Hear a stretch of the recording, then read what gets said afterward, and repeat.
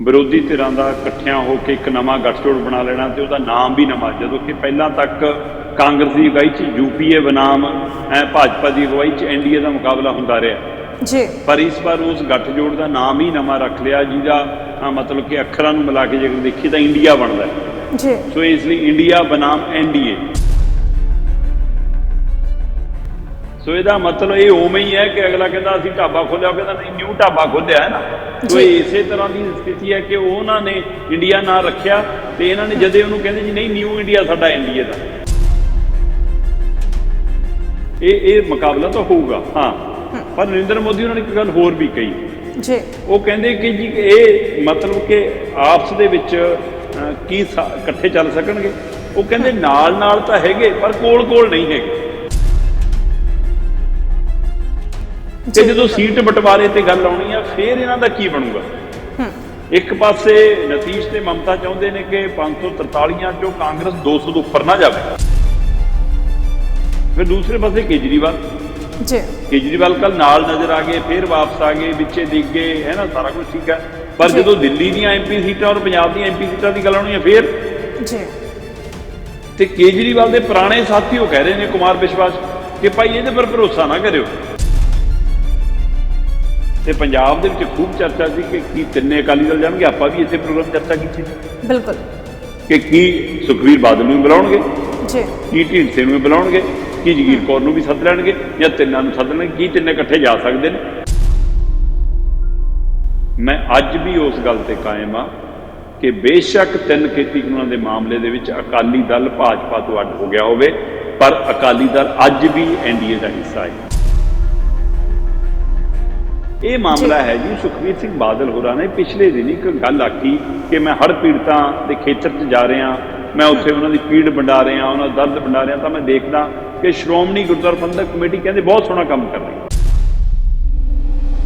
श्रोमणी committee के हवाले नाल गल करदे सुखबीर बादल ने गल कही कि जिवें श्रोमणी कमेटी हड़ पीड़तां दी बाह फड़ रही है, जिवें सेवा निभा रही है, जो कार्य कर रही है, उहदे लई असीं जल्दी ही दरबार साहब का खाता नंबर अखबारां च जारी करांगे ताकि जिहड़ी संगत ने सेवा करनी होवे है, दान करना होवे, दसवंध कढना होवे, उहनां लई सही होवे, असीं अकाउंट नंबर छेती जारी करांगे।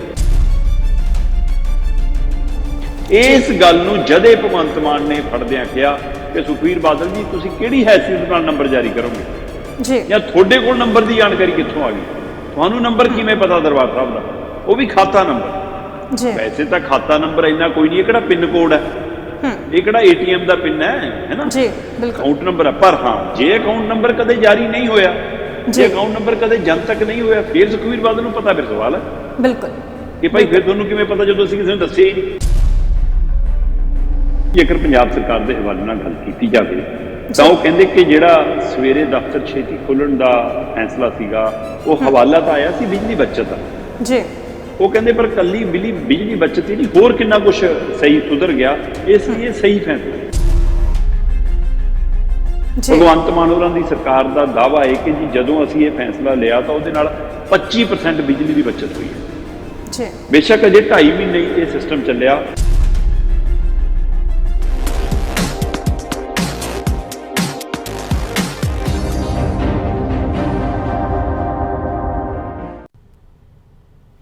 सत श्री अकाल। ग्लोबल पंजाब टीवी वेख रहे सारे दर्शकों का स्वागत। मैं Jatinder Kaur. Discussion point program दे विच अक्सर वड्डियां खबरां ते चर्चा की जाती है। वो वड्डियां खबरां चाहे पंजाब दे नाल संबंधित होण जां फिर देशां विदेशां दे नाल संबंधित होण, इन्हां खबरां ते चर्चा करन दे लई हर वार दी तरह इस प्रोग्राम दे विच मेरे नाल मौजूद ने सीनियर पत्रकार दीपक शर्मा चनार्थल जी। सब तो पहला प्रोग्राम डिस्कशन पॉइंट विच उन्हां दा स्वागत करते हैं। स्वागत है सर प्रोग्राम डिस्कशन पॉइंट च तुहाडा। शुक्रिया जतिंदर जी, सारे दर्शकों को मेरी प्यार भरी सत श्री अकाल जी। Deepak ji, discussion point programme की शुरुआत 2024 दीयां चोणां तो कर लैंदे आ। कल बेंगलुरु दे विच विरोधी पार्टियां दे वल्लों गठजोड़ करके एक मीटिंग रखी गई सी, दूजे पासे एनडीए दे वल्लों दिल्ली दे विच मीटिंग सद्दी गई सी, तां काफ़ी गर्मजोशी वेखण नूं मिल रही है। ते नाल ही कहा जा रहा है 38 वर्सेस 26 भी कहा जा रहा है कि 2024 दे विच ਕੌਣ ਜਿੱਤੇਗਾ, ਕੌਣ ਬਾਜ਼ੀ ਮਾਰੇਗਾ। ਤੇ ਦੂਜੇ ਪਾਸੇ ਪ੍ਰਧਾਨ ਮੰਤਰੀ ਨਰਿੰਦਰ ਮੋਦੀ ਵੀ ਸ਼ਾਇਰਾਨਾ ਅੰਦਾਜ਼ ਦੇ ਵਿੱਚ ਤੰਜ ਕੱਸਦੇ ਨਜ਼ਰ ਆ ਰਹੇ ਨੇ। ਤੇ ਪਹਿਲਾਂ ਚਰਚਾ ਹੋ ਰਹੀ ਸੀ ਕਿ ਪੰਜਾਬ ਦੇ ਵੱਲੋਂ ਸ਼੍ਰੋਮਣੀ ਅਕਾਲੀ ਦਲ ਦੇ ਵੱਲੋਂ ਸੁਖਬੀਰ ਸਿੰਘ ਬਾਦਲ ਐਨਡੀਏ ਦੀ ਬੈਠਕ ਦੇ ਵਿੱਚ ਸ਼ਾਮਲ ਹੋ ਸਕਦੇ ਨੇ, ਪਰ ਕਹਿੰਦੇ ਕਿ ਸੁਖਬੀਰ ਸਿੰਘ ਬਾਦਲ ਨੂੰ ਨਹੀਂ ਬੁਲਾਇਆ ਗਿਆ ਸੀ, ਢੀਂਡਸਾ ਨੂੰ ਬੁਲਾਇਆ ਗਿਆ ਸੀ। ਕਿਵੇਂ ਵੇਖਦੇ ਉਹਨਾਂ ਦਾ ਸ਼ਾਮਲ ਹੋਣਾ? ਦੇਖੋ, ਇੱਕ ਦੋ ਪਹਿਲੂ ਨੇ ਇਸ ਖਬਰ ਦੇ। ਇੱਕ ਪਹਿਲੂ ਹੈ ਕਿ ਵਿਰੋਧੀ ਧਿਰਾਂ ਦਾ ਇਕੱਠਿਆਂ ਹੋ ਕੇ ਇੱਕ ਨਵਾਂ ਗੱਠਜੋੜ ਬਣਾ ਲੈਣਾ ਤੇ ਉਹਦਾ ਨਾਮ ਵੀ ਨਵਾਂ, ਜਦੋਂ ਕਿ ਪਹਿਲਾਂ ਤੱਕ ਕਾਂਗਰਸ ਦੀ ਅਗਵਾਈ 'ਚ ਯੂਪੀਏ ਬਨਾਮ ਭਾਜਪਾ ਦੀ ਅਗਵਾਈ 'ਚ ਐਨਡੀਏ ਦਾ ਮੁਕਾਬਲਾ ਹੁੰਦਾ ਰਿਹਾ ਜੀ। ਪਰ ਇਸ ਵਾਰ ਉਸ ਗੱਠਜੋੜ ਦਾ ਨਾਮ ਹੀ ਨਵਾਂ ਰੱਖ ਲਿਆ, ਜਿਹਦਾ ਮਤਲਬ ਕਿ ਅੱਖਰਾਂ ਨੂੰ ਮਿਲਾ ਕੇ ਜੇਕਰ ਦੇਖੀਏ ਤਾਂ ਇੰਡੀਆ ਬਣਦਾ ਜੀ। ਸੋ ਇਸ ਲਈ ਇੰਡੀਆ ਬਨਾਮ ਐਨਡੀਏ। ਪਰ ਉਸ ਵਿਰੋਧੀਆਂ ਦੇ ਗੱਠਜੋੜ ਤੋਂ ਆਪਾਂ ਪਹਿਲਾਂ ਵੀ ਗੱਲ ਕਰਦੇ ਰਹੇ ਕਿ ਭਾਜਪਾ ਘਬਰਾ ਜ਼ਰੂਰ ਰਹੀ ਹੈ, ਨਰਿੰਦਰ ਮੋਦੀ ਦੀ ਟੀਮ ਉਹਨਾਂ ਤੋਂ ਡਰ ਜ਼ਰੂਰ ਰਹੀ ਹੈ। ਉਹਦਾ ਅਸਰ ਇਹ ਇਸ ਗੱਲ ਦਾ ਹੀ ਹੈ ਕਿ ਮੋਦੀ ਹੋਰਾਂ ਨੇ ਸ਼ਾਮ ਨੂੰ ਜਦੋਂ ਬੈਠਕ ਕੀਤੀ ਆਪਣੀ ਐਨਡੀਏ ਦੀ ਤਾਂ ਉਹਦੇ ਵਿੱਚ ਕਿਹਾ ਕਿ ਐਨਡੀਏ, ਐਨ ਦਾ ਮਤਲਬ ਨਿਊ ਇੰਡੀਆ ਜੀ। ਸੋ ਇਹਦਾ ਮਤਲਬ ਇਹ ਉਵੇਂ ਹੀ ਹੈ ਕਿ ਅਗਲਾ ਕਹਿੰਦਾ ਅਸੀਂ ਢਾਬਾ ਖੋਲਿਆ, ਉਹ ਕਹਿੰਦਾ ਨਹੀਂ ਨਿਊ ਢਾਬਾ ਖੋਲਿਆ ਹੈ ਨਾ। ਸੋ ਇਸੇ ਤਰ੍ਹਾਂ ਦੀ ਸਥਿਤੀ ਹੈ ਕਿ ਉਹਨਾਂ ਨੇ ਇੰਡੀਆ ਨਾਂ ਰੱਖਿਆ ਤੇ ਇਹਨਾਂ ਨੇ ਜਦੇ ਉਹਨੂੰ ਕਹਿੰਦੇ ਜੀ ਨਹੀਂ ਨਿਊ ਇੰਡੀਆ ਸਾਡਾ ਐਨਡੀਏ ਦਾ। ਸੋ ਇਸ ਹਵਾਲੇ ਨਾਲ ਸਮਝਣ ਦੀ ਲੋੜ। ਇਹਦਾ ਮਤਲਬ ਇਹ ਮੁਕਾਬਲਾ ਤਾਂ ਹੋਊਗਾ। ਹਾਂ, ਪਰ ਨਰਿੰਦਰ ਮੋਦੀ ਉਹਨਾਂ ਨੇ ਇੱਕ ਗੱਲ ਹੋਰ ਵੀ ਕਹੀ ਜੀ। ਉਹ ਕਹਿੰਦੇ ਕਿ ਜੀ ਇਹ ਮਤਲਬ ਕਿ ਆਪਸ ਦੇ ਵਿੱਚ ਕੀ ਇਕੱਠੇ ਚੱਲ ਸਕਣਗੇ। ਉਹ ਕਹਿੰਦੇ ਨਾਲ ਨਾਲ ਤਾਂ ਹੈਗੇ ਪਰ ਕੋਲ ਕੋਲ ਨਹੀਂ ਹੈਗੇ ਜੀ। ਕਿ ਸਾਥ ਸਾਥ ਤੋਂ ਹੈ, ਪਾਸ ਪਾਸ ਨਹੀਂ ਹੈ ਨਾ ਜੀ। ਸੋ ਉਹਦਾ ਮਤਲਬ ਇਹ ਹੈ ਕਿ ਨਾਲ ਤਾਂ ਤੁਰਨਗੇ ਪਰ ਕੀ ਇਹ ਨੇੜੇ ਹੈ ਇੱਕ ਦੂਸਰੇ ਦੇ। ਇਹ ਸਵਾਲ ਬਿਲਕੁਲ ਜੀ ਪੰਜਾਬ ਦੇ, ਭਾਰਤ ਦੇ, ਦੇਸ਼ ਦੇ ਵੱਖ-ਵੱਖ ਰਾਜਨੀਤਿਕ ਮਾਹਿਰਾਂ ਦੇ, ਪੱਤਰਕਾਰਾਂ ਦੇ, ਸਿਆਸੀ ਸੂਝਵਾਨਾਂ ਦੇ ਮਨਾਂ 'ਚ ਵੀ ਹੈ ਕਿ ਜਦੋਂ ਸੀਟ ਬਟਵਾਰੇ ਤੇ ਗੱਲ ਆਉਣੀ ਆ ਫਿਰ ਇਹਨਾਂ ਦਾ ਕੀ ਬਣੂਗਾ। ਇੱਕ ਪਾਸੇ ਨਤੀਸ਼ ਤੇ ਮਮਤਾ ਚਾਹੁੰਦੇ ਨੇ ਕਿ 543 ਚੋਂ ਕਾਂਗਰਸ 200 ਤੋਂ ਉੱਪਰ ਨਾ ਜਾਵੇ ਜੀ ਤੇ 200 ਦੇ ਅੰਦਰ ਅੰਦਰ ਰਵੇ, ਹੈ ਨਾ, ਮਤਲਬ ਕਿ ਤੇ ਪਰ ਦੂਸਰੇ ਅਗਲੇ ਚਾਹੁੰਦੇ ਨੇ ਕਿ ਹਾਂ 200 ਇਹਨਾਂ ਨੂੰ ਦੇ ਕੇ ਸਾਡੇ ਕੋਲ 343 ਬਚਦੀ ਆ। ਪਰ ਇੱਧਰ ਉਹ ਕਹਿੰਦੇ ਕਿ 317 ਤੇ ਅਸੀਂ ਲੜਨਾ, ਕਾਂਗਰਸ ਕਹਿੰਦੀ ਜੀ ਅਸੀਂ ਤਾਂ 173 ਛੱਡਣੀਆਂ ਦੂਜਿਆਂ ਨੂੰ। ਤੇ ਜੇ 370 ਦਾ ਮਤਲਬ 70 ਤੱਕ ਛੱਡ ਦੇਣਗੇ, ਅਗਲੇ 300 ਦਾ ਲੜਨਗੇ ਨਾ ਫਿਰ ਜੀ। ਬਿਲਕੁਲ। ਸੋ ਇਸ ਲਈ ਜੇ ਇਹ ਸਥਿਤੀ ਹੈ ਫਿਰ ਦੂਸਰੇ ਪਾਸੇ ਕੇਜਰੀਵਾਲ ਕੱਲ ਨਾਲ ਨਜ਼ਰ ਆ ਗਏ, ਫਿਰ ਵਾਪਸ ਆ ਗਏ, ਵਿੱਚੇ ਦਿਖ ਗਏ, ਹੈ ਨਾ, ਸਾਰਾ ਕੁਝ ਠੀਕ ਹੈ। ਪਰ ਜਦੋਂ ਦਿੱਲੀ ਦੀਆਂ ਐਮਪੀ ਸੀਟਾਂ ਔਰ ਪੰਜਾਬ ਦੀਆਂ ਐਮਪੀ ਸੀਟਾਂ ਦੀ ਗੱਲ ਆਉਣੀ ਹੈ ਫਿਰ ਜੀ ਤੇ ਕੇਜਰੀਵਾਲ ਦੇ ਪੁਰਾਣੇ ਸਾਥੀ ਉਹ ਕਹਿ ਰਹੇ ਨੇ, ਕੁਮਾਰ ਵਿਸ਼ਵਾਸ, ਕਿ ਭਾਈ ਇਹਦੇ ਪਰ ਭਰੋਸਾ ਨਾ ਕਰਿਓ ਜੀ। ਇਹ ਸਾਰੇ ਪਹਿਲੂਆਂ ਦੇ ਵਿੱਚ ਇਸ ਸਵਾਲ ਨਾਲ ਖੜਾ ਹੈ ਕਿ ਜਿਹੜਾ ਨਵਾਂ ਇੰਡੀਆ ਬਣਿਆ ਹੈ, ਜਿਹੜਾ ਨਵਾਂ ਗੱਠਜੋੜ ਬਣਿਆ, ਉਹ ਕਿੱਥੇ ਤੱਕ ਡਿੱਬੂਗਾ, ਇਹਦੇ ਪਰ ਸਵਾਲ ਤਾਂ ਹੈਗਾ। ਪਰ ਜਿਹੜੀ ਫਿਕਰਮੰਦੀ ਐਨਡੀਏ ਨੂੰ ਹੈ ਉਹਦੇ ਵਿੱਚ ਦਰੁਸਤ ਹੈ ਜੀ। ਇੱਧਰ 26 ਦਲ ਨੇ ਤੇ ਉਧਰ ਮਤਲਬ ਕਿ 38 ਦਲ ਨੇ ਜੀ, 38-39 ਦਲ ਨੇ ਜੀ। ਬਿਲਕੁਲ 38, ਹਾਂ 38-39। ਪਰ ਇਸ 38-39 ਦਲਾਂ ਦੇ ਵਿੱਚ ਜਤਿੰਦਰ ਜੀ ਹਕੀਕਤ ਇਹ ਹੈ ਕਿ 20 ਦਲ ਨੇ ਜਿਹੜੇ ਰਜਿਸਟਰਡ ਨੇ ਜੀ, ਜਿਨ੍ਹਾਂ ਚੋਂ 2 ਰਾਸ਼ਟਰੀ ਦਲ ਦਾ ਰੁਤਬਾ ਹੈ, ਬਾਕੀਆਂ ਨੂੰ ਖੇਤਰੀ ਦਾ, ਤੇ ਕੁਝ ਨੂੰ ਤਾਂ ਕੋਈ ਪਾਰਟੀ ਦਾ ਰੁਤਬਾ ਵੀ ਹਾਸਲ ਨਹੀਂ ਗਾ ਜੀ, ਕਿਉਂਕਿ ਉਹ ਚੋਣ ਕਮਿਸ਼ਨ ਦੇ ਅਧਿਕਾਰ ਖੇਤਰ ਦੇ ਹਿਸਾਬ ਨਾਲ ਉਹ ਪੈਮਾਨੇ ਤੇ ਖੜੇ ਨਹੀਂ ਉਤਰਦੇ, ਵੋਟ ਪਰਸੈਂਟੇਜ ਨਹੀਂ ਉਹਨਾਂ। ਸੋ ਇਸ ਲਈ ਇਹ ਵੀ ਇੱਕ ਸਥਿਤੀ ਹੈ ਸਿਰਫ ਗਿਣਤੀ ਦਿਖਾਉਣ ਲਈ ਕਿ ਤੂੰ ਵੀ ਆ ਜਾ, ਤੂੰ ਵੀ ਆ ਜਾ, ਤੂੰ ਵੀ ਆ ਜਾ। ਪਰ ਬੁਲਾਇਆ ਤੇ ਪੰਜਾਬ ਦੇ ਵਿੱਚ ਖੂਬ ਚਰਚਾ ਸੀ ਕਿ ਕੀ ਤਿੰਨੇ ਅਕਾਲੀ ਦਲ ਜਾਣਗੇ। ਆਪਾਂ ਵੀ ਇਸੇ ਪ੍ਰੋਗਰਾਮ ਚਰਚਾ ਕੀਤੀ ਸੀ ਬਿਲਕੁਲ ਕਿ ਕੀ ਸੁਖਬੀਰ ਬਾਦਲ ਨੂੰ ਵੀ ਬੁਲਾਉਣਗੇ ਜੀ, ਕੀ ਢੀਂਡਸੇ ਨੂੰ ਵੀ ਬੁਲਾਉਣਗੇ, ਕੀ ਜਗੀਰ ਕੌਰ ਨੂੰ ਵੀ ਸੱਦ ਲੈਣਗੇ, ਜਾਂ ਤਿੰਨਾਂ ਨੂੰ ਸੱਦ ਲੈਣਗੇ, ਕੀ ਤਿੰਨੇ ਇਕੱਠੇ ਜਾ ਸਕਦੇ ਨੇ। ਪਰ ਮੈਂ ਅੱਜ ਵੀ ਉਸ ਗੱਲ ਤੇ ਕਾਇਮ ਆ ਕਿ ਬੇਸ਼ੱਕ 3 ਖੇਤੀ ਕਾਨੂੰਨਾਂ ਦੇ ਮਾਮਲੇ ਦੇ ਵਿੱਚ ਅਕਾਲੀ ਦਲ ਭਾਜਪਾ ਤੋਂ ਅੱਡ ਹੋ ਗਿਆ ਹੋਵੇ, ਪਰ ਅਕਾਲੀ ਦਲ ਅੱਜ ਵੀ ਐਨਡੀਏ ਦਾ ਹਿੱਸਾ ਹੈ। ਭਾਜਪਾ ਮੰਨੇ ਜਾਂ ਨਾ ਮੰਨੇ, ਨਾਲ ਲਵੇ ਨਾ ਲਵੇ, ਇਹ ਆਪਣੇ ਵੱਲੋਂ ਉਧਰੇ ਨੇ ਜੀ, ਜਤਿੰਦਰ ਜੀ ਉਹਦੇ ਲਈ। ਔਰ ਇਸ ਕਾਹਲ ਦਾ ਨਤੀਜਾ ਕਿ ਅਗਲੇ ਹੁਣ ਕਹਿੰਦੇ ਕਿ ਨਾ ਐ ਨਹੀਂ, ਜੇ ਹੁਣ ਉਹਨਾਂ ਨੇ ਨਾਲ ਲਾ ਲਿਆ ਤਾਂ ਉਹਨੂੰ ਲੱਗਦਾ ਕਿ ਸਾਨੂੰ ਸੀਟਾਂ ਵੱਧ ਛੱਡਣੀਆਂ ਪੈ ਜਾਣੀਆਂ ਅਕਾਲੀ ਦਲ ਨੂੰ। ਇਸ ਲਈ ਉਸ ਸਥਿਤੀ ਤੱਕ ਲਿਆਉਣਗੇ ਕਿ ਇਹ ਕਹਿਣਗੇ ਜਿੰਨੀਆਂ ਤੁਹਾਨੂੰ ਚਾਹੀਦੀਆਂ ਉਨੀਆਂ ਰੱਖ ਲਓ। ਬੀਜੇਪੀ ਹੁਣ ਬਰਾਬਰ ਤੇ ਜਾਂ ਵੱਧ ਸੀਟਾਂ ਲੈਣ ਦੇ ਲਾਲਚ 'ਚ ਹੈ ਨਾ ਜੀ। ਬਿਲਕੁਲ। ਤੇ ਇਸੇ ਲਈ ਉਹਨਾਂ ਨੇ ਢੀਂਡਸੇ ਨੂੰ ਸੱਦਿਆ। ਢੀਂਡਸੇ ਨੂੰ ਸੱਦ ਕੇ ਇੱਕ ਵਾਰ ਫਿਰ ਅਕਾਲੀ ਦਲ ਬਾਦਲ ਨੂੰ ਜਾਂ ਸੁਖਬੀਰ ਬਾਦਲ ਨੂੰ ਇਸ਼ਾਰਾ ਦਿੱਤਾ ਕਿ ਨਾ ਤੇਰੇ ਨਾਲ ਸਮਝੌਤਾ ਹੁਣ ਅਸੀਂ ਆਪਣੀਆਂ ਸ਼ਰਤਾਂ ਤੇ ਕਰਾਂਗੇ। ਔਰ ਦੂਸਰਾ ਸਿਵਲ ਕੋਡ ਵਾਲਾ ਮਾਮਲਾ ਹੈ ਨਾ, ਲੋਕਾਂ ਨੂੰ ਲੱਗਦਾ ਕਿ ਸਿਵਲ ਕੋਡ ਵਾਲੇ ਮਾਮਲੇ ਤੇ ਇਹਨਾਂ ਦੇ ਬਿਆਨ ਕਰਕੇ ਨਹੀਂ ਗੱਲ ਬਣ ਰਹੀ ਹੈ, ਜਾਂ ਮਤਲਬ ਕਿ ਜਿਹੜਾ ਪਿਛਲੇ ਦਿਨੀ ਸੀਟ ਬਟਵਾਰੇ ਨੂੰ ਲੈ ਕੇ ਪਹਿਲੂ ਹੈ ਕਿ ਜੀ ਐਮਪੀ ਚ ਇੰਨੀਆਂ ਛੱਡ ਲਓ, ਐਮਐਲਏ ਦੀਆਂ ਇੰਨੀਆਂ ਛੱਡ ਲਓ, ਉਹ ਮਾਮਲਾ ਸੀਟਾਂ ਦੀ ਵੰਡ ਨਹੀਂ ਹੈ ਜੇ ਸਹੀ ਹੋਈ। ਜਦੋਂ ਕਿ ਚਰਚਾ ਤਾਂ ਇਹ ਵੀ ਹੈ ਜਤਿੰਦਰ ਜੀ ਕਿ ਉਹ ਕਹਿੰਦੇ ਸੀ ਕਿ ਆ ਜਾਓ, ਇੱਕ ਕੈਬਨਿਟ ਮੰਤਰੀ ਦੇ ਦਿਆਂਗੇ ਹੁਣੇ ਤੇ ਬਾਕੀ ਸੀਟਾਂ ਅਸੀਂ ਆਪਣੇ ਹਿਸਾਬ ਨਾਲ ਵੰਡ ਲੈਂਦੇ ਆ। ਤੇ ਕਹਿੰਦੇ ਸੀਟਾਂ ਵੰਡ ਦੀ ਗੱਲ ਤਾਂ ਸਾਈਡ ਤੇ ਰੱਖਤੀ ਸੀ, ਪਰ ਮਸਲਾ ਕਹਿੰਦੇ ਮੰਤਰੀ ਵਾਲੇ ਤੇ ਅੜ ਗਿਆ ਕਿ ਦੋਏ ਆਦਮੀ ਤਿਵੇਂ ਮੰਤਰੀ ਬਣਨਾ ਚਾਹੁੰਦੇ ਨੇ, ਕਹਿੰਦੇ ਸੁਖਬੀਰ ਬਾਦਲ ਵੀ ਤੇ ਹਰਸਿਮਰਤ ਕੌਰ ਬਾਦਲ ਵੀ। ਸੋ ਇਸ ਲਈ ਕਹਿੰਦੇ ਇਹ ਵੀ ਖਿੱਚੋਤਾਣ ਚੱਲੀ ਜਾਂਦੇ ਕਿ ਕੌਣ ਮੰਤਰੀ ਬਣੇ। ਪਰ ਜੋ ਵੀ ਹੋਵੇ, ਭਾਰਤੀ ਜਨਤਾ ਪਾਰਟੀ ਇਸ ਮੌਕੇ ਇਸ ਮਸਲੇ ਤੇ ਦਾਅ ਖੇਡ ਰਹੀ ਆ ਕਿ ਅਕਾਲੀ ਦਲ ਨੂੰ ਜੇ ਲਿਆਉਣਾ ਤਾਂ ਘਸਾ ਕੇ ਲਿਆਉਣਾ। ਪਰ ਕੀ ਅਕਾਲੀ ਦਲ ਕੋਲ ਵੋਟ ਬੈਂਕ ਹੈ, ਜਾਂ ਉਹਦੇ ਆਉਣ ਨਾਲ ਕੀ ਭਾਜਪਾ ਦੀ ਤਾਰਾ ਹੋ ਜਾਊਗਾ ਜਾਂ ਨਹੀਂ। ਸੋ ਭਾਜਪਾ ਇਸ ਮੌਕੇ ਬੜੀ ਖੁੱਲੀ ਰਾਜਨੀਤੀ, ਜਿਵੇਂ ਕੱਲ ਆਪਾਂ ਕੱਲੇ ਗੱਲ ਕਰਕੇ ਤੇ ਜਾਖੜ ਰੋਡਾਂ ਤੋਂ ਜਿਵੇਂ ਕਹਾਇਆ, ਜੀ ਬਿਲਕੁਲ। ਸੋ ਇਸ ਲਈ ਇਹ ਸਾਰੇ ਪਹਿਲੂ ਦੇ ਵਿੱਚ ਦੇਖਣ ਦੀ ਲੋੜ ਹੈ ਕਿ ਗੱਠਜੋੜ ਦੇ ਮਾਮਲੇ 'ਚ ਸੁਖਬੀਰ ਬਾਦਲ ਦੀ ਅਕਾਲੀ ਦਲ ਦੀ ਕੀ ਭੂਮਿਕਾ ਰਹਿੰਦੀ ਹੈ, ਜਾਂ ਢੀਂਡਸਿਆਂ ਨੂੰ ਬੁਲਾ ਕੇ ਸਿਰਫ ਉਹਨਾਂ ਨੇ ਇਹਨਾਂ ਨੂੰ ਨੀਵਾਂ ਦਿਖਾਉਣ ਦੀ ਕੋਸ਼ਿਸ਼ ਕੀਤੀ ਹੈ, ਛੋਟਾ ਭਰਾ ਬਣਾਉਣ ਦੀ ਕੋਸ਼ਿਸ਼ ਕੀਤੀ ਹੈ।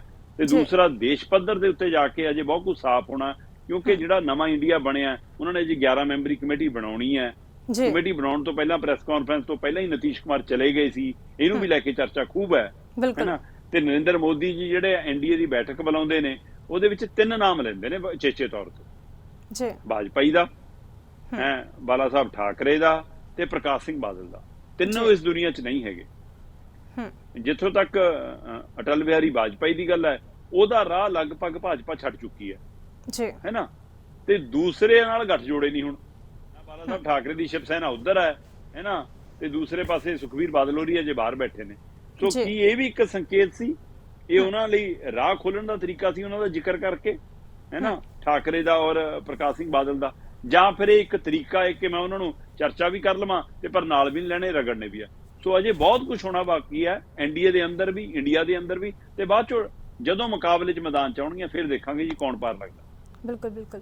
ਤਾਂ ਦੀਪਕ ਜੀ, ਪਹਿਲਾਂ ਪੰਜਾਬ ਸਰਕਾਰ ਤੇ ਸ਼੍ਰੋਮਣੀ ਗੁਰਦੁਆਰਾ ਪ੍ਰਬੰਧਕ ਕਮੇਟੀ ਗੁਰਬਾਣੀ ਪ੍ਰਸਾਰਣ ਦੇ ਮੁੱਦੇ ਨੂੰ ਲੈ ਕੇ ਆਮੋ ਸਾਹਮਣੇ ਸੀ, ਤੇ ਹੁਣ ਮੁੜ ਤੋਂ ਪੰਜਾਬ ਸਰਕਾਰ ਕਹਿ ਦਈਏ ਕਿ ਕਮੇਟੀ ਪ੍ਰਧਾਨ ਹਰਜਿੰਦਰ ਸਿੰਘ ਧਾਮੀ ਤੇ ਮੁੱਖ ਮੰਤਰੀ ਭਗਵੰਤ ਸਿੰਘ ਮਾਨ ਆਮੋ ਸਾਹਮਣੇ ਹੋਏ ਨੇ ਹੜ੍ਹ ਪੀੜਤਾਂ ਦੇ ਲਈ ਜਿਹੜੀ ਅਪੀਲ ਜਾਰੀ ਕਰਨ ਦੇ ਲਈ ਇੱਕ ਅਕਾਊਂਟ ਨੰਬਰ ਜਾਰੀ ਕਰਨ ਦਾ ਇਹ ਮਾਮਲਾ ਦੱਸਿਆ ਜਾ ਰਿਹਾ, ਜਿਸ ਨੂੰ ਲੈ ਕੇ ਆਮੋ ਸਾਹਮਣੇ ਨੇ ਪੂਰਾ ਮਾਮਲਾ ਕੀ ਹੈ ਤੇ ਸੁਖਬੀਰ ਸਿੰਘ ਬਾਦਲ ਦਾ ਵਿੱਚ ਕੀ ਰੋਲ ਹੈ, ਉਹਨਾਂ ਦਾ ਵੀ ਜ਼ਿਕਰ ਕਾਫੀ ਹੋ ਰਿਹਾ। ਤਾਂ ਭਗਵੰਤ ਸਿੰਘ ਮਾਨ ਦੇ ਵੱਲੋਂ ਟਵੀਟ ਕਰਕੇ ਮੁੜ ਤੋਂ ਸਵਾਲ ਚੁੱਕੇ ਗਏ ਨੇ ਐਸਜੀਪੀਸੀ ਤੇ।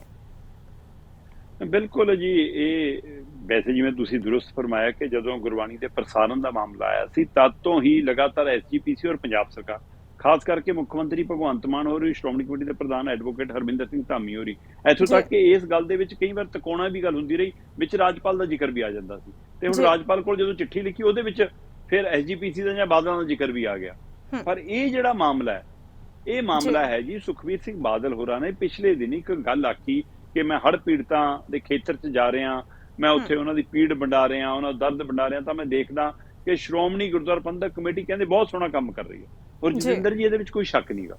ਬਿਲਕੁਲ, ਇਸ ਮੌਕੇ ਪੰਜਾਬ ਦੇ ਪਿੰਡ ਆਪ ਮਹਾਰੇ, ਪਿੰਡਾਂ ਦੀਆਂ ਪੰਚਾਇਤਾਂ, ਪਿੰਡਾਂ ਦੇ ਕਲੱਬ, ਪਿੰਡਾਂ ਦੇ ਲੋਕ, ਜਿਹਨਾਂ ਦੀ ਕੋਈ ਸੰਸਥਾ ਕੁਝ ਵੀ ਨਹੀਂ, ਆਪ ਮਹਾਰੇ ਉਹ ਕੰਮ ਕਰ ਰਹੇ ਨੇ, ਗੁਰਦੁਆਰਾ ਕਮੇਟੀਆਂ ਕੰਮ ਕਰ ਰਹੀਆਂ ਨੇ, ਧਾਰਮਿਕ ਜਥੇਬੰਦੀਆਂ, ਸਮਾਜਿਕ ਜਥੇਬੰਦੀਆਂ ਕੰਮ ਕਰ ਰਹੀਆਂ ਨੇ, ਉਹਦੇ ਨਾਲ ਵੱਡੀਆਂ ਜਿਹੜੀਆਂ ਸੰਗਠਨ ਨੇ ਉਹ ਕੰਮ ਕਰ ਰਹੇ ਨੇ, ਖਾਲਸਾ ਏਡ ਵਰਗੇ, ਹੈ ਨਾ, ਜਾਂ ਹੋਰ ਜਿੰਨੀਆਂ ਵੀ ਹੈਗੀਆਂ। ਸੋ ਇਹ ਸਭ ਦੇ ਦਰਮਿਆਨ ਸ਼੍ਰੋਮਣੀ ਕਮੇਟੀ ਵੀ ਅਹਿਮ ਭੂਮਿਕਾ ਨਿਭਾ ਰਹੀ ਹੈ, ਔਰ ਸਰਕਾਰ ਜਿੰਨਾ ਕਰ ਰਹੀ ਹੈ ਉਹਦੇ ਨਾਲ ਵੱਧ ਦਿਖਾ ਵੀ ਰਹੀ ਹੈ, ਪਰ ਪ੍ਰਸ਼ਾਸਨ ਵੀ ਕੁਝ ਨਾ ਕੁਝ ਕੋਸ਼ਿਸ਼ਾਂ ਕਰ ਰਿਹਾ, ਫੌਜ ਦੀਆਂ ਟੁਕੜੀਆਂ ਵੀ ਲੱਗੀਆਂ ਨੇ। ਪਰ ਇਹ ਸਭ ਦੇ ਵਿਚਾਲੇ ਸ਼੍ਰੋਮਣੀ ਕਮੇਟੀ ਦੇ ਹਵਾਲੇ ਨਾਲ ਗੱਲ ਕਰਦੇ ਹਾਂ, ਸੁਖਬੀਰ ਬਾਦਲ ਨੇ ਇਹ ਗੱਲ ਕਹੀ ਕਿ ਜਿਵੇਂ ਸ਼੍ਰੋਮਣੀ ਕਮੇਟੀ ਹੜ੍ਹ ਪੀੜਤਾਂ ਦੀ ਬਾਂਹ ਫੜ ਰਹੀ ਆ, ਜਿਵੇਂ ਸੇਵਾ ਨਿਭਾ ਰਹੀ ਹੈ, ਜੋ ਕਾਰਜ ਕਰ ਰਹੀ ਹੈ, ਉਹਦੇ ਲਈ ਅਸੀਂ ਜਲਦੀ ਹੀ ਦਰਬਾਰ ਸਾਹਿਬ ਦਾ ਖਾਤਾ ਨੰਬਰ ਅਖਬਾਰਾਂ 'ਚ ਜਾਰੀ ਕਰਾਂਗੇ, ਤਾਂ ਕਿ ਜਿਹੜੀ ਸੰਗਤ ਨੇ ਸੇਵਾ ਕਰਨੀ ਹੋਵੇ, ਦਾਨ ਕਰਨਾ ਹੋਵੇ, ਦਸਵੰਧ ਕੱਢਣਾ ਹੋਵੇ, ਉਹਨਾਂ ਲਈ ਸਹੀ ਹੋਵੇ। ਅਸੀਂ ਉਹ ਅਕਾਊਂਟ ਨੰਬਰ ਛੇਤੀ ਜਾਰੀ ਕਰਾਂਗੇ। ਇਸ ਗੱਲ ਨੂੰ ਜਦੇ ਭਗਵੰਤ ਮਾਨ ਨੇ ਫੜਦਿਆਂ ਕਿਹਾ ਕਿ ਸੁਖਬੀਰ ਬਾਦਲ ਜੀ, ਤੁਸੀਂ ਕਿਹੜੀ ਹੈਸੀਅਤ ਨਾਲ ਨੰਬਰ ਜਾਰੀ ਕਰੋਗੇ, ਜਾਂ ਤੁਹਾਡੇ ਕੋਲ ਨੰਬਰ ਦੀ ਜਾਣਕਾਰੀ ਕਿੱਥੋਂ ਆ ਗਈ, ਤੁਹਾਨੂੰ ਨੰਬਰ ਕਿਵੇਂ ਪਤਾ ਦਰਬਾਰ ਸਾਹਿਬ ਦਾ, ਉਹ ਵੀ ਖਾਤਾ ਨੰਬਰ। ਵੈਸੇ ਤਾਂ ਖਾਤਾ ਨੰਬਰ ਇੰਨਾ ਕੋਈ ਨਹੀਂ, ਇਹ ਕਿਹੜਾ ਪਿੰਨ ਕੋਡ ਹੈ, ਇਹ ਕਿਹੜਾ ਏਟੀਐਮ ਦਾ ਪਿੰਨ ਹੈ ਨਾ, ਅਕਾਊਂਟ ਨੰਬਰ ਹੈ। ਪਰ ਹਾਂ, ਜੇ ਅਕਾਊਂਟ ਨੰਬਰ ਕਦੇ ਜਾਰੀ ਨਹੀਂ ਹੋਇਆ, ਜੇ ਅਕਾਊਂਟ ਨੰਬਰ ਕਦੇ ਜਨਤਕ ਨਹੀਂ ਹੋਇਆ, ਫਿਰ ਸੁਖਬੀਰ ਬਾਦਲ ਨੂੰ ਪਤਾ, ਫਿਰ ਸਵਾਲ ਹੈ ਬਿਲਕੁਲ ਕਿ ਭਾਈ ਫਿਰ ਤੁਹਾਨੂੰ ਕਿਵੇਂ ਪਤਾ ਜਦੋਂ ਅਸੀਂ ਕਿਸੇ ਨੂੰ ਦੱਸਿਆ ਹੀ ਨਹੀਂ। ਸੋ ਇਸ ਨੂੰ ਲੈ ਕੇ ਭਗਵੰਤ ਮਾਨ ਨੇ ਕਿਹਾ ਕਿ ਸੁਖਬੀਰ ਬਾਦਲ ਜੀ, ਤੁਸੀਂ ਸ਼੍ਰੋਮਣੀ ਅਕਾਲੀ ਦਲ ਦੇ ਪ੍ਰਧਾਨ ਹੋ, ਸ਼੍ਰੋਮਣੀ ਗੁਰਦੁਆਰਾ ਪ੍ਰਬੰਧਕ ਕਮੇਟੀ ਦਾ ਆਜ਼ਾਦ ਸੰਸਥਾ ਤੁਸੀਂ ਕਹਿੰਦੇ ਹੋ ਜੀ, ਤੇ ਜੇ ਆਜ਼ਾਦ ਸੰਸਥਾ, ਫਿਰ ਤੁਹਾਨੂੰ ਉਹਦੇ ਖਾਤਿਆਂ ਦੀ ਜਾਣਕਾਰੀ ਕਿਵੇਂ, ਤੇ ਤੁਸੀਂ ਕਿਹੜੀ ਹਾਸੀਅਤ ਨਾਲ ਕਹਿ ਰਹੇ ਹੋ ਕਿ ਅਸੀਂ ਨੰਬਰ ਜਾਰੀ ਕਰਾਂਗੇ। ਇਸ ਪਹਿਲੂ ਦੇ ਉੱਤੇ ਤੁਰੰਤ ਹਰਮਿੰਦਰ ਸਿੰਘ ਧਾਮੀ, ਚਾਹੇ ਕਹਿ ਲਈਏ ਸੁਖਬੀਰ ਬਾਦਲ ਦੀ ਬਚਾਅ 'ਚ ਆ ਗਏ, ਚਾਹੇ ਐਸਜੀਪੀਸੀ ਦੇ ਪਹਿਲੂ ਤੋਂ ਜਵਾਬ ਦੇਣ ਆ ਗਏ। ਉਹਨਾਂ ਨੇ ਪੁੱਛਿਆ ਕਿ ਮਾਨ ਸਾਹਿਬ, ਤੁਸੀਂ ਹੜ੍ਹ ਜੀ ਪੀੜਤਾਂ ਦੀ ਗੱਲ ਕਰਦੇ ਸੀ ਕਿ ਜਦੋਂ ਤੱਕ ਹੜ੍ਹ ਪੀੜਤਾਂ ਦਾ ਮਸਲਾ, ਮੈਂ ਰਾਜਨੀਤਿਕ ਬਿਆਨ ਨਹੀਂ ਦੇਣਾ, ਮੈਂ ਕਿਸੇ ਦਾ ਜਵਾਬ ਨਹੀਂ ਦੇਣਾ, ਮੈਨੂੰ ਪਹਿਲਾਂ ਪੰਜਾਬ ਦਾ ਫਿਕਰ ਹੈ, ਤੇ ਫਿਰ ਹੁਣ ਆਹ ਹਰ ਗੱਲ 'ਚ ਟੰਗ ਕਿਉਂ ਉਡਾਉਂਦੇ ਹੋ? ਜੀ ਉਹ ਕਹੇ ਧਾਮੀ ਹੋਰਾਂ ਨੇ ਕਿਹਾ ਕਿ ਹਰ ਗੱਲ ਤੇ ਰਾਜਨੀਤੀ ਨਹੀਂ ਕਰਨੀ ਚਾਹੀਦੀ। ਇਹ ਗੱਲ ਉਚੇਚੇ ਤੌਰ ਤੇ ਉਹਨਾਂ ਨੇ ਭਗਵੰਤ ਮਾਨ ਨੂੰ ਕਹੀ, ਤੇ ਇਸ ਦੇ ਵਿੱਚ ਉਹਨਾਂ ਨੇ ਇੱਕ ਗੱਲ ਹੋਰ ਕਹੀ। ਜੀ ਉਹ ਕਹਿੰਦੇ ਕਿ 550 ਸਾਲਾ ਜਦੋਂ ਪ੍ਰਕਾਸ਼ ਪੁਰਬ ਮਨਾਇਆ ਗਿਆ ਪਹਿਲੀ ਪਾਤਸ਼ਾਹ ਸ੍ਰੀ ਗੁਰੂ ਨਾਨਕ ਦੇਵ ਜੀ ਦਾ, ਉਸ ਸਮੇਂ ਅਸੀਂ ਇਹ ਦਰਬਾਰ ਸਾਹਿਬ ਦੇ ਬੈਂਕ ਖਾਤੇ ਦਾ ਅਕਾਊਂਟ ਨੰਬਰ ਜਾਰੀ ਕੀਤਾ ਸੀ, ਬੈਂਕ ਖਾਤਾ ਜਾਰੀ ਕੀਤਾ ਸੀ, ਜਨਤਕ ਕੀਤਾ ਸੀ। ਇਸ ਲਈ ਕਹਿੰਦੇ ਸਭ ਨੂੰ ਪਤਾ, ਜੇ ਉਹਨਾਂ ਨੂੰ ਪਤਾ ਸੁਖਬੀਰ ਨੂੰ ਪਤਾ ਹੋਊਗਾ ਜੀ, ਤੇ ਇਸ ਲਈ ਕਹਿੰਦੇ ਹਰ ਗੱਲ ਤੇ ਰਾਜਨੀਤੀ ਨਹੀਂ ਹੋਣੀ ਚਾਹੀਦੀ। ਤੇ ਇਸ ਪਹਿਲੂ ਨੂੰ ਲੈ ਕੇ ਹੁਣ ਦੁਬਾਰਾ ਆਮੋ ਸਾਹਮਣੇ ਨੇ ਸ਼੍ਰੋਮਣੀ ਕਮੇਟੀ ਔਰ ਨਵਾਂ ਚੈਨਲ ਨੂੰ ਲੈ ਕੇ, ਗੁਰਬਾਣੀ ਦੇ ਪ੍ਰਸਾਰਣ ਨੂੰ ਲੈ ਕੇ, ਗੁਰਦੁਆਰਾ ਐਕਟ 1925 ਦੇ ਮਾਮਲੇ ਨੂੰ ਲੈ ਕੇ ਪਹਿਲਾਂ ਹੀ ਟਕਰਾਲੀ ਸਥਿਤੀ ਬਣੀ ਹੋਈ ਆ। ਹੁਣ ਇੱਕ ਨਵਾਂ ਪਹਿਲੂ ਸਾਹਮਣੇ ਆ ਗਿਆ।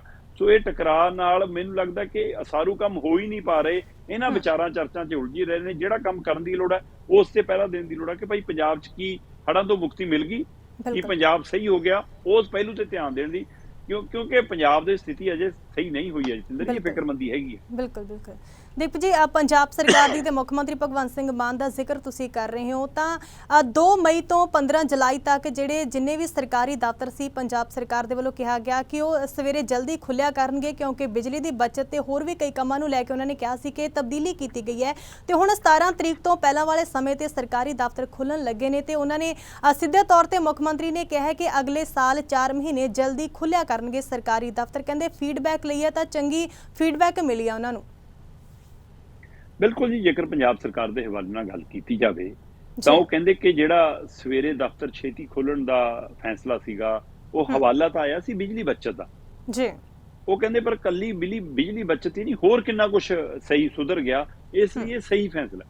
ਵੈਸੇ ਵੀ ਜਤਿੰਦਰ ਜੀ, ਦੁਨੀਆ ਭਰ ਦੇ ਵਿੱਚ ਇਹ ਗੱਲ ਮੰਨੀ ਗਈ ਹੈ ਕਿ ਜਿਹੜੇ ਮਤਲਬ ਕਿ ਸਵੇਰੇ ਛੇਤੀ ਕੰਮ ਸ਼ੁਰੂ ਕਰਦੇ ਨੇ, ਉੱਥੇ ਕੰਮ ਦਾ ਮਤਲਬ ਕਿ ਤਰੀਕਾ ਬਦਲ ਜਾਂਦਾ ਹੈ, ਜਾਂ ਵੱਧ ਕੰਮ ਹੁੰਦੀ ਹੈ, ਸਮਰੱਥਾ ਤੋਂ ਵੱਧ ਕੰਮ ਹੋ ਜਾਂਦਾ ਹੈ। ਜਾਂ ਵੈਸੇ ਵੀ ਆਪਾਂ ਜੇ ਆਪਣੀ ਧਾਰਮਿਕ ਔਰ ਸਮਾਜਿਕ ਰਵਾਇਤਾਂ ਅਨੁਸਾਰ ਦੇਖੀਏ ਤਾਂ ਤੜਕਸਾਰ ਮਤਲਬ ਕਿ ਬੰਦਾ ਬੜਾ ਕਹਿ ਸਕਦੇ ਹਾਂ ਕਿ ਚੰਗੀ ਭਾਵਨਾ ਨਾਲ ਹੁੰਦਾ ਹੈ ਨਾ, ਪੋਜ਼ਿਟਿਵ એનર્ਜੀ ਹੁੰਦੀ ਹੈ, ਤੁਸੀਂ ਨੀਂਦ ਤੋਂ ਬਾਅਦ ਪੂਰੀ ਤਰ੍ਹਾਂ ਉਹ ਹੁੰਦੇ ਹੋ। ਸੋ ਉਸੇ ਹਵਾਲੇ ਨਾਲ ਕਿ ਚੰਗਾ ਕੰਮ ਹੁੰਦਾ ਹੈ, ਜਾਂ ਬੰਦਾ ਸ਼ਾਂਤ ਮਨ ਨਾਲ ਕੰਮ ਕਰਦਾ, ਸ਼ਾਂਤ ਚਿੱਤ ਨਾਲ ਕੰਮ ਕਰਦਾ, ਇਸ ਹਵਾਲੇ ਨਾਲ ਵੀ ਇਸ ਗੱਲ ਨੂੰ ਮੰਨਿਆ ਜਾਂਦਾ। ਪਰ ਜੇਕਰ ਪੰਜਾਬ ਸਰਕਾਰ ਦੇ ਹਵਾਲੇ ਨਾਲ ਆਪਾਂ ਗੱਲ ਕਰੀਏ, ਭਗਵੰਤ ਮਾਨ ਹੋਰਾਂ ਦੀ ਸਰਕਾਰ ਦਾ ਦਾਅਵਾ ਹੈ ਕਿ ਜੀ ਜਦੋਂ ਅਸੀਂ ਇਹ ਫੈਸਲਾ ਲਿਆ ਤਾਂ ਉਹਦੇ ਨਾਲ 25% ਬਿਜਲੀ ਦੀ ਬਚਤ ਹੋਈ ਹੈ। ਬੇਸ਼ੱਕ ਅਜੇ 2.5 ਮਹੀਨੇ ਹੀ ਇਹ ਸਿਸਟਮ ਚੱਲਿਆ, ਕਿਉਂਕਿ ਮਤਲਬ ਕਿ 2.5 ਮਹੀਨੇ ਦੇ ਹਵਾਲੇ ਜੇਕਰ ਆਪਾਂ ਦੇਖੀਏ ਤਾਂ ਇਹ ਮੈਂ ਕਿਹਾ 2 ਮਈ ਨੂੰ ਫੈਸਲਾ ਲਿਆ ਸੀ ਜੀ, ਤੇ 15 ਜੁਲਾਈ ਤੱਕ ਇਹ ਕਾਰਵਾਈ ਚੱਲੀ ਹੈ ਕਿ ਸਵੇਰੇ 7:30 ਦਫ਼ਤਰ ਲੱਗਦਾ ਸੀ ਤੇ 3:30 ਮੈਂ ਕਿਹਾ ਛੁੱਟੀ ਹੋ ਜਾਂਦੀ ਸੀ, 8 ਘੰਟੇ ਦੇ ਹਿਸਾਬ ਨਾਲ ਜੇਕਰ ਦੇਖੀਏ ਨਾ। ਤਾਂ ਹੁਣ ਇਹ ਸਰਕਾਰ ਨੇ ਇਸ ਹਵਾਲੇ ਨਾਲ ਕਿ ਇੱਕ ਤਾਂ ਕਰਮਚਾਰੀਆਂ ਨੂੰ ਕਹਿੰਦੇ ਜੀ ਆਪਣੇ ਪਰਿਵਾਰ ਨਾਲ ਵੱਧ ਸਮਾਂ ਬਿਤਾਉਣ ਦਾ ਵਕਤ ਮਿਲ ਜਾਂਦਾ ਹੈ ਨਾ, ਟਾਈਮ ਵੱਧ ਬਿਤਾ ਲੈਂਦੇ ਨੇ, ਕੋਈ 3:30 4 ਵਜੇ ਤੱਕ ਘਰੇ। ਕਹਿੰਦੇ ਕਈਆਂ ਜਿਹਨਾਂ ਦਾ ਘਰ ਨੇੜੇ ਹੁੰਦਾ ਡਿਊਟੀ ਤੋਂ, ਦੁਪਹਿਰ ਦੀ ਰੋਟੀ ਉਹ 3:30 ਵਜੇ ਆ ਕੇ ਖਾਂਦੇ ਨੇ, ਚੱਲ ਘਰੇ ਜਾ ਕੇ ਖਾ ਲਾਂਗੇ। ਉਹਦੇ ਨਾਲ ਕਹਿੰਦੇ ਲੰਚ ਟਾਈਮ ਬਚਦਾ, ਜਿਹਦੇ ਨਾਲ ਲੋਕਾਂ ਦਾ ਕੰਮ ਵੱਧ ਹੁੰਦਾ। ਨਹੀਂ ਤਾਂ ਪਹਿਲਾਂ ਘੰਟਾ ਬੰਦਾ ਸੀਟ ਤੇ ਨਹੀਂ ਲੱਭਦਾ ਸੀ। ਇੱਕ ਤੜਕੇ ਆਪਣੇ ਪਿੰਡਾਂ ਵਾਲੇ ਲੋਕਾਂ ਦਾ ਅਜੇ ਵੀ ਸਾਜਰੇ ਉੱਠ ਕੇ ਕੰਮ ਕਰਨ ਦੀ ਆਦਤ ਹੈ। ਬਿਲਕੁਲ। ਸੋ ਉਸ ਹਵਾਲੇ ਨਾਲ ਕਹਿੰਦੇ ਕਿ ਉਹਨਾਂ ਨੂੰ ਇਹ ਵਧੀਆ ਕਿ ਸਵੇਰੇ ਕੰਮ ਨਿਬੜ ਜਾਂਦਾ। ਤੀਸਰਾ ਕਹਿੰਦੇ ਬਿਜਲੀ ਵੀ ਬਚ ਗਈ, ਤੇ ਜੇ ਲੋਕ ਵੀ ਖੁਸ਼ ਨੇ, ਮੁਲਾਜ਼ਮ ਵੀ ਖੁਸ਼ ਨੇ, ਮੁਲਾਜ਼ਮਾਂ ਦੇ ਪਰਿਵਾਰ ਵੀ ਖੁਸ਼ ਨੇ, ਔਰ ਬੱਚਤ ਵੀ ਹੋ ਰਹੀ ਹੈ, ਕਹਿੰਦੇ ਫਿਰ ਇਸ ਨੂੰ ਅੱਗੇ ਵਧਾਉਣ ਦੀ ਲੋੜ ਹੈ। ਸੋ ਇਸ ਲਈ ਪੰਜਾਬ ਸਰਕਾਰ ਨੇ ਫੈਸਲਾ ਲਿਆ ਕਿ ਜਿਹੜਾ ਇਸ ਵਾਰ 2.5 ਮਹੀਨੇ ਦਾ ਕਾਰਜ ਅਸੀਂ ਰੱਖਿਆ ਸਵੇਰੇ 7:30 ਵਜੇ ਵਾਲਾ ਦਫ਼ਤਰ ਖੋਲਣ ਦਾ, ਉਹ ਹੁਣ ਅਗਲੀ ਵਾਰ ਅਸੀਂ 4 ਮਹੀਨਿਆਂ ਲਈ ਕਰਨ ਜਾ ਰਹੇ ਹਾਂ। ਬਕਾਇਦਾ ਤੌਰ ਤੇ 2024 ਦੀ 1 ਅਪ੍ਰੈਲ ਤੋਂ ਲੈ ਕੇ 1 ਅਪ੍ਰੈਲ 2024 ਤੋਂ ਲੈ ਕੇ 31 ਜੁਲਾਈ ਤੱਕ ਭਗਵੰਤ ਮਾਨ ਹੋਰੀ ਕਹਿੰਦੇ, ਜਾਂ ਮਾਨ ਸਰਕਾਰ ਕਹਿੰਦੀ ਕਿ ਸਵੇਰੇ ਹੁਣ 7:30 ਵਜੇ ਦਫ਼ਤਰ ਲੱਗਿਆ ਕਰਨਗੇ। ਇਹਦੇ ਨਾਲ ਲੋਕਾਂ ਲਈ ਰਾਹਤ ਹੋਊਗੀ, ਲੋਕ ਕੰਮ ਸਮੇਂ ਸਿਰ ਕਰ ਸਕਣਗੇ। ਸੋ ਇਹ ਫੈਸਲਾ ਜੀ ਲੈ ਲਿਆ ਗਿਆ ਤੇ ਅਗਲੇ ਸਾਲ ਤੋਂ ਇਸੇ ਤਰ੍ਹਾਂ ਲਾਗੂ ਹੋਊਗਾ। ਸੋ ਬਿਲਕੁਲ ਇਹ ਨਹੀਂ ਗਾ ਕਿ ਸਾਰੇ ਹੀ ਖੁਸ਼ ਹੋਣਗੇ ਮੁਲਾਜ਼ਮ ਜੀ, ਔਖੇ ਵੀ ਹੋਣਗੇ ਜਿਨ੍ਹਾਂ ਨੂੰ ਲੇਟ ਤੱਕ ਟੈਲੀਵਿਜ਼ਨ ਦੇਖਣ ਦੀ ਆਦਤ ਹੈ, ਫੋਨ ਚਲਾਉਣ ਦੀ ਆਦਤ ਹੈ, ਗੇਮਾਂ ਖੇਡਣ ਦੀ ਆਦਤ ਹੈ, ਅਗਲੇ ਨੂੰ ਸਾਜਰੇ ਉੱਠ ਕੇ, ਜਾਂ ਜਿਨ੍ਹਾਂ ਦਾ ਦੂਰ ਦਰਾਡੇ ਹੈ, ਜਿਹੜੇ ਪਹਿਲਾਂ 9 ਵਜੇ ਦੇ ਹਿਸਾਬ ਨਾਲ 7 ਵਜੇ ਘਰੋਂ ਚੱਲ ਕੇ 2 ਘੰਟੇ ਪਹੁੰਚਦੇ ਸੀ, ਉਹਨਾਂ ਨੂੰ 5 ਵਜੇ ਚੱਲਣਾ ਪੈਂਦਾ ਹੈ, 5:15 ਚੱਲਣਾ ਪੈਂਦਾ, ਇਸ ਲਈ ਉਹਨਾਂ ਦੀ ਨੀਂਦ ਖਰਾਬ। ਸੋ ਕਿਸੇ ਨੂੰ ਮਾਂ ਵਾਦੀ, ਕਿਸੇ ਨੂੰ ਮਾਂ ਸਵਾਦੀ, ਪਰ ਓਵਰਆਲ ਸਰਕਾਰ ਕਹਿੰਦੀ ਸਾਡੇ ਕੋਲ ਸਰਵੇ ਕੋਲ ਚੰਗੀ ਰਿਪੋਰਟ ਆਈ ਜੀ। ਇਸ ਲਈ ਅਸੀਂ ਤੈਅ ਕੀਤਾ ਕਿ ਅਗਲੇ ਸਾਲ 4 ਮਹੀਨੇ ਖੋਲਾਂਗੇ, ਜਿਹੜੇ ਇਸ ਵਾਰ 2.5 ਮਹੀਨੇ ਹੀ ਮਤਲਬ ਅਸੀਂ ਸਾਜਰੇ ਖੋਲੇ ਸੀਗੇ।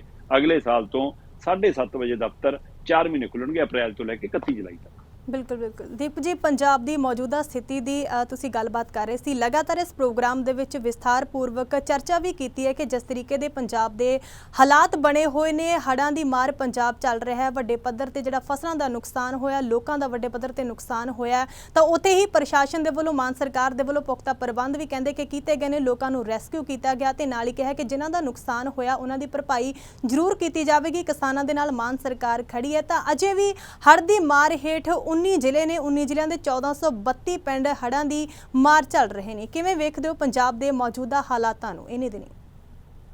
ਬਿਲਕੁਲ ਤੁਸੀਂ ਦਰੁਸਤ ਫਰਮਾਇਆ ਜੀ। ਸਰਕਾਰ ਦਮ ਭਰ ਰਹੀ ਹੈ। ਸਰਕਾਰ ਠੀਕ ਹੈ, ਜਿੰਨਾ ਕਰ ਸਕਦੀ ਹੈ ਜਾਂ ਕਰ ਰਹੀ ਹੈ ਜਾਂ ਉਹਦੇ ਨਾਲ ਵੱਧ ਦਿਖਾ ਰਹੀ ਹੈ। ਕਈ ਤਰ੍ਹਾਂ ਦੇ ਸਵਾਲ ਰਹਿਣੇ ਆ। ਬਿਲਕੁਲ, ਮਤਲਬ ਐਂ ਤਾਂ ਪਿਛਲੇ ਸਮੇਂ ਵੀ ਸਰਕਾਰ ਨੇ ਦਮ ਭਰਿਆ ਸੀ ਕਿ ਅਸੀਂ ਗਿਰਦਾਵਰੀ ਤੋਂ ਪਹਿਲਾਂ ਹੀ ਫਸਲਾਂ ਦੇ ਮੁਆਵਜ਼ੇ ਦਿੱਤੇ, ਅਜੇ ਵੀ ਪੂਰੇ ਨਹੀਂ ਮਿਲੇ। ਮੂੰਗੀ ਦੇ ਭਾਅ ਵਾਲੇ ਮਸਲੇ ਵੀ ਅਜੇ ਨਹੀਂ ਨਿਬੜੇ। ਸੋ ਇਸ ਲਈ ਅਜੇ ਵੀ ਕਿਸਾਨਾਂ ਨੂੰ ਹੁਣ ਵੀ ਪੂਰੇ ਨੂੰ ਆਸ ਨਹੀਂ ਕਿ ਸਰਕਾਰ ਦੀਆਂ ਗੱਲਾਂ ਹੋਰ ਨੇ ਤੇ ਐ ਕਰਨੀ ਤੇ ਕਥਨੀ 'ਚ ਫਰਕ ਬਹੁਤ ਹੈ। ਪਰ ਫਿਰ ਵੀ ਕਹਿੰਦੇ ਜੀ ਫੋਟੋਆਂ ਚੱਲ ਰਹੀਆਂ ਨੇ ਕਿ ਪਹਿਲੇ ਮੁੱਖ ਮੰਤਰੀ ਨੇ ਜਿਹਦੇ ਪੈਰ ਲਿਬੜੇ ਦੇਖੇ ਨੇ ਜੀ, ਜਿਹੜਾ ਮਿੱਟੀ 'ਚ ਆਪ ਉਤਰਿਆ, ਪਰ ਦੂਏ ਦਿਨ ਪਿੰਡ ਵਾਲੇ ਕਹਿੰਦੇ ਜੀ ਸਾਡੇ ਪਾਣੀ ਤਾਂ ਉਵੇਂ ਹੀ ਭਰਿਆ, ਸੋ ਫੋਟੋ ਖਿਚਾਉਣੇ ਆਏ ਸੀ। ਸੋ ਇਹ ਵੀ ਪਹਿਲੂ ਨਾਲ ਚੱਲ ਰਹੇ ਨੇ। ਔਰ ਬਾਹਰ ਬੈਠੇ ਲੋਕਾਂ ਨੂੰ, ਪੰਜਾਬ ਤੋਂ ਦੂਰ ਬੈਠੇ ਲੋਕਾਂ ਨੂੰ ਇਹ ਲੱਗਦਾ ਕਿ ਹੁਣ ਤਾਂ ਮੀਂਹ ਪੈ ਨਹੀਂ ਰਿਹਾ ਜੀ, ਹੁਣ ਤਾਂ ਜਾਂ ਉਨਾ ਮੀਂਹ ਨਹੀਂ ਪੈ ਰਿਹਾ, ਹੁਣ ਤਾਂ ਮੀਂਹ ਘੱਟ ਹੈ। ਬੇਸ਼ੱਕ ਅੱਜ ਵੀ ਅਲਰਟ ਹੈ ਕਿ ਅੱਜ ਵੀ ਮੀਂਹ ਪੈਣ ਦੀ ਸੰਭਾਵਨਾ ਹੈ, ਪਰ ਤਾਂ ਵੀ ਮਤਲਬ ਇਹ ਲੱਗਦਾ ਕਿ ਹੋ ਸਕਦਾ ਹੁਣ ਤਾਂ ਠੀਕ ਹੋ ਗਿਆ, 2 ਘੰਟੇ 'ਚ ਪਾਣੀ ਉਤਰ ਗਿਆ, ਉਹ 4 ਘੰਟੇ 'ਚ ਵੀਡੀਓ ਤਾਂ ਉਵੇਂ ਦੇਖੀ। ਜਦੋਂ ਕਿ ਅੱਜ ਦੀ ਪੰਜਾਬ ਦੀ ਸਥਿਤੀ ਇਹ ਹੈ ਜਤਿੰਦਰ ਜੀ ਕਿ 19 ਜ਼ਿਲ੍ਹੇ, 1 2 3 ਨਹੀਂ 19 ਜ਼ਿਲ੍ਹੇ, ਤੇ 19 ਜ਼ਿਲ੍ਹਿਆਂ ਦੇ ਵਿੱਚ ਜੇਕਰ ਮੈਂ ਗੱਲ ਕਰਾਂ, ਤਰਨਤਾਰਨ ਹੈ, ਫਿਰੋਜ਼ਪੁਰ ਹੈ, ਫਰੀਦਕੋਟ ਹੈ, ਹੁਸ਼ਿਆਰਪੁਰ ਹੈ, ਮੋਗਾ ਏ, ਨਵਾਂ ਸ਼ਹਿਰ ਹੈ, ਜਲੰਧਰ ਹੈ, ਪਟਿਆਲਾ ਏ, ਬਠਿੰਡਾ ਏ, ਫਤਿਹਗੜ੍ਹ ਸਾਹਿਬ ਹੈ, ਮਾਨਸਾ ਏ, ਮੋਹਾਲੀ ਹੈ, ਪਠਾਨਕੋਟ ਹੈ, ਗੁਰਦਾਸਪੁਰ ਹੈ, ਫਾਜ਼ਿਲਕਾ ਦਾ ਖੇਤਰ ਹੈ। ਸੋ ਇਹ ਸਾਰੇ ਇਲਾਕਿਆਂ ਦੇ 1500 ਤੋਂ ਵੱਧ ਪਿੰਡ ਨੇ ਜੀ ਜਿਹੜੇ ਅਜੇ ਵੀ ਹੜ੍ਹ ਨਾਲ ਪ੍ਰਭਾਵਿਤ ਨੇ। ਤੇ ਪੰਜਾਬ ਦੇ ਵਿੱਚ ਹੜ੍ਹਾਂ ਦੀ ਸਥਿਤੀ ਕੀ ਹੈ ਇਹਦਾ ਅੰਦਾਜ਼ਾ ਇਸ ਗੱਲ ਤੋਂ ਲੱਗ ਜਾਂਦਾ ਹੈ।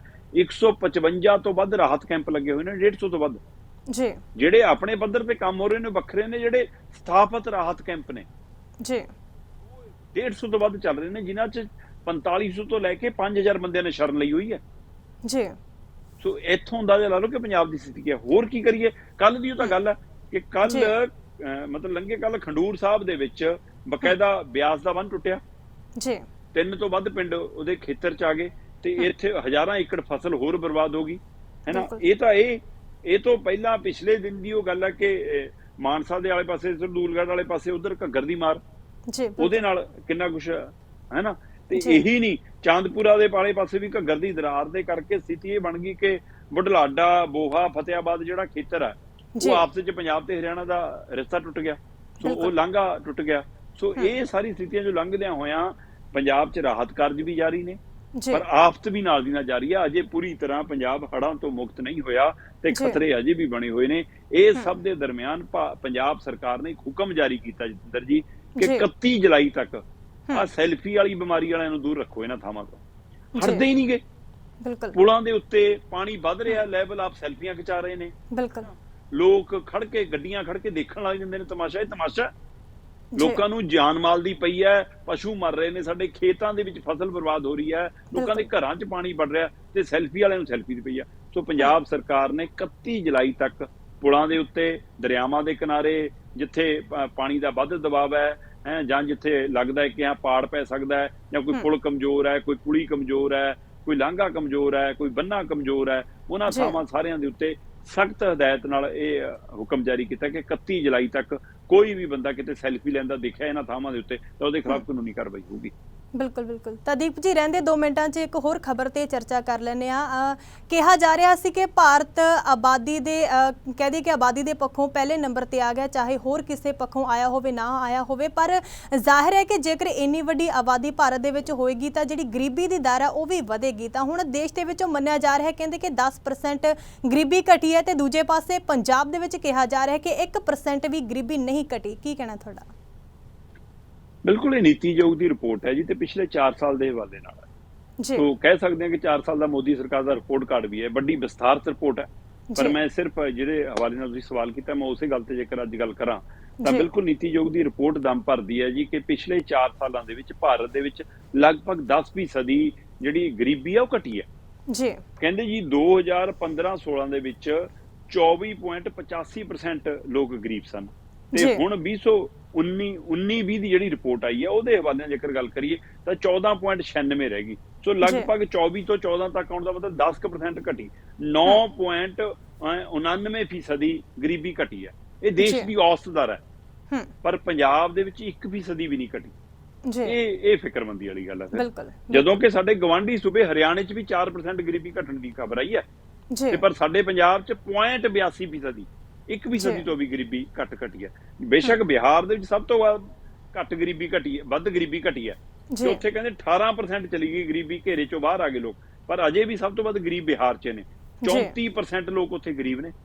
ਸੋ ਇਸ ਲਈ ਇਹ ਇੱਕ ਹਵਾਲਾ ਤਾਂ ਹੈਗਾ, ਪਰ ਇਹਦੇ ਨਾਲ ਇੱਕ ਹਵਾਲਾ ਹੋਰ ਵੀ ਹੈ। ਜਿਹੜੇ ਪ੍ਰਾਇਮਰੀ ਤੱਕ ਦੀ ਸਿੱਖਿਆ ਲੈਣ ਤੋਂ ਬਾਅਦ ਗਾਂ ਸਕੂਲਾਂ 'ਚ ਨਹੀਂ ਪੜ੍ਹਦੇ, ਉਹਦੀ ਜੇਕਰ ਮੈਂ ਗੱਲ ਕਰਾਂ ਤਾਂ ਹਰਿਆਣਾ ਉਹਦੇ ਮਾਮਲੇ 'ਚ ਸਾਡੇ ਨਾਲੋਂ ਪਿੱਛੇ ਆ, ਸੀ ਉਹਦੇ ਨਾਲੋਂ ਵੀ ਮੂਹਰੇ। ਮਤਲਬ ਸਾਡੇ ਵੱਧ ਲੋਕ ਅਜਿਹੇ ਨੇ ਜਿਹੜੇ ਪ੍ਰਾਇਮਰੀ ਤੋਂ ਗਾਂ ਸਕੂਲੇ ਨਹੀਂ ਜਾਂਦੇ, ਜਦੋਂ ਕਿ ਕਹਿਣ ਨੂੰ ਸਾਡਾ ਸਿੱਖਿਅਤ ਔਰ ਵਿਕਸਿਤ ਸੂਬਾ ਹੈ। ਹਰਿਆਣੇ ਦੇ ਵਿੱਚ 5.51% ਲੋਕ ਅਜਿਹੇ ਨੇ, ਪਰਿਵਾਰ ਅਜਿਹੇ ਨੇ ਜਿਨ੍ਹਾਂ ਦਾ ਕੋਈ ਵੀ ਜੀ ਪ੍ਰਾਇਮਰੀ ਤੋਂ ਅੱਗੇ ਨਹੀਂ ਗਿਆ। ਪਰ ਪੰਜਾਬ ਦੇ ਵਿੱਚ ਇਹੋ ਜਿਹੇ ਪਰਿਵਾਰਾਂ ਦੀ 7% ਆ, ਲਗਭਗ 6.72% ਪੰਜਾਬ ਦੇ ਪਰਿਵਾਰ ਅਜਿਹੇ ਨੇ ਜਿਹੜੇ ਪ੍ਰਾਇਮਰੀ ਤੋਂ ਅੱਗੇ ਸਿੱਖਿਆ ਨਹੀਂ ਲੈਣਗੇ। ਸੋ ਇਹ ਕਾਫੀ ਖੁਲਾਸੇ ਕਰਦੀ ਹੈ ਜੀ ਰਿਪੋਰਟ, ਔਰ ਫਿਕਰਮੰਦੀ ਵਾਲੀ ਰਿਪੋਰਟ ਹੈ। ਇਸ ਦੇ ਉੱਤੇ ਸਰਕਾਰਾਂ ਨੂੰ ਗੌਰ ਕਰਨ ਦੀ ਲੋੜ ਹੈ। ਅਜੇ ਤੱਕ ਦੇਸ਼ 'ਚ ਸਿਲੰਡਰ ਨਹੀਂ ਪੂਰਾ। ਪੰਜਾਬ ਦੇ ਵਿੱਚ ਵੀ 25% ਪਰਿਵਾਰ ਮਤਲਬ ਚੁੱਲ੍ਹੇ ਦੇ ਲੱਕੜਾਂ ਬਾਲਣ ਲਈ ਮਜਬੂਰ ਨੇ। ਸੋ ਇਸ ਲਈ ਉਹ ਕਹਿੰਦੇ ਨੇ ਘਰ ਘਰ ਸਿਲੰਡਰ ਤੇ ਸਬਸਿਡੀ ਦਾ ਡਰਾਮਾ। ਇਸ ਲਈ ਇਹ ਨੀਤੀ ਆਯੋਗ ਦੀ ਰਿਪੋਰਟ ਨੇ ਸਰਕਾਰ ਦਾ ਔਰ ਪੰਜਾਬ ਦਾ ਖਾਸਾ ਕੁਝ ਸ਼ੀਸ਼ਾ ਸਾਹਮਣੇ ਦਿਖਾਇਆ, ਉਹਦੇ ਤੇ ਗੌਰ ਕਰਨ ਦੀ ਲੋੜ। ਬਿਲਕੁਲ। ਤਾਂ ਧੰਨਵਾਦ ਦੀਪਕ ਸ਼ਰਮਾ ਚਨਾਰਥਲ ਜੀ ਇਹਨਾਂ ਖਬਰਾਂ ਤੇ ਅਹਿਮ ਵਿਚਾਰ ਸਾਂਝੇ ਕਰਨ ਦੇ ਲਈ। ਸੋ ਅੱਜ ਦੇ ਡਿਸਕਸ਼ਨ ਪੁਆਇੰਟ ਪ੍ਰੋਗਰਾਮ ਦੇ ਵਿੱਚ ਇੰਨਾ ਹੀ। ਕੱਲ੍ਹ ਮੁੜ ਹਾਜ਼ਰ ਹੋਵਾਂਗੇ ਵੱਡੀਆਂ ਖਬਰਾਂ ਤੇ ਚਰਚਾ ਕਰਨ ਦੇ ਲਈ। ਤਦ ਤੱਕ ਲਈ ਸਾਨੂੰ ਦਿਓ ਇਜਾਜ਼ਤ। ਤੁਸੀਂ ਵੇਖਦੇ ਰਹੋ ਗਲੋਬਲ ਪੰਜਾਬ ਟੀਵੀ। ਸਤਿ ਸ਼੍ਰੀ ਅਕਾਲ।